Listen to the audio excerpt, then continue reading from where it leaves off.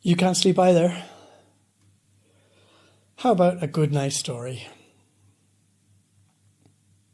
Here's one. Bitter. There was a queue. There was always a queue. He'd grown up in the rural Midwest. Sometimes there'd be a line, like when a new film came out, and obviously not everybody could pass through the cinema doors at the same time. But nothing like these queues. To pass the time, he started counting people, counting by their shoes to see how many gave up. But he wouldn't have to worry about the guys with the busted shoes. No way they were going to get the job. It was the younger guys he worried about. They still had energy. It was a job to them. It wasn't a come down, a kick in the face to stand on the street passing out slivers of sticky, shiny paper. People joined the queue behind him in the hallway. The waiting room was already overflowing with applicants. Ryan heard the office door open and close, and then the next guy got from the hallway into the waiting room. Young orange tracksuit with spiky hair cut too short, showing his scalp through the bristles. But he bounced in confidently. He could get the job. After barely a minute, Ryan heard the door to the office open again, where people were holding the interviews, making space for another man to enter the waiting room. Ryan, the whole queue, shuffled another step closer to the job. The next guy went in to the waiting room, an older man, one of the busted shoe brigade. Someone was going to get the job before Ryan even got to sit in the waiting room. A woman made it into the waiting room. There must be a second door to let the people out. That's why he didn't see anyone leave. He heard the door to the office again and again. Again. He was getting close. If he could make it to the waiting room, that would be something. A superficial win. He could at least say that he'd almost got the job. Despite himself, he couldn't stop the agonising stab of hope in his gut every time the queue shambled forward. Nerves.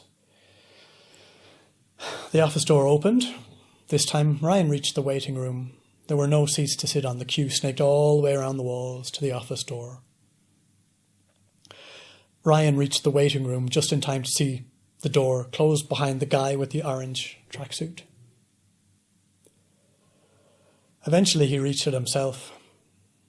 "Hi," said the woman in the office. "Sit down." Ryan sat.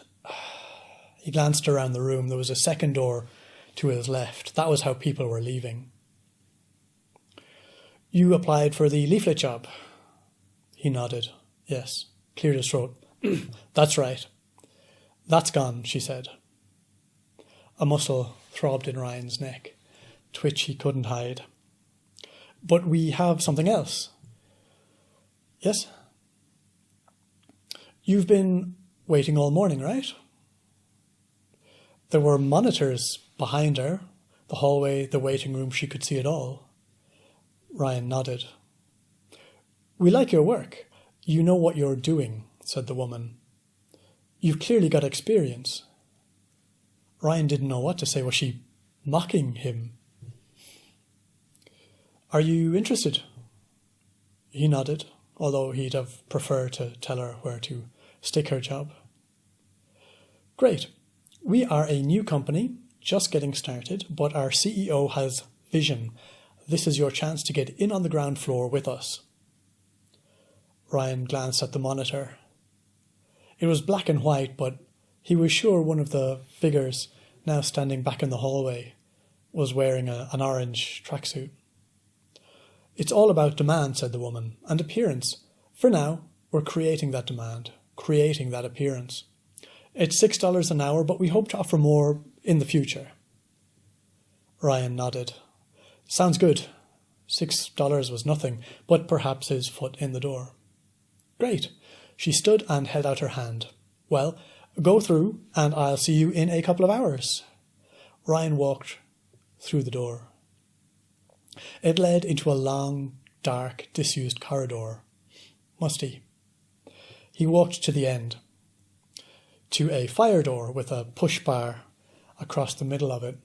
A sign read, "Turn left, do not talk to other employees." Ryan pushed the bar, went through the door, turned left. He found himself back in the hallway, the queue in front of him again. In the distance, a man in an orange tracksuit disappeared into the waiting room. Ryan shuffled forward as the queue moved.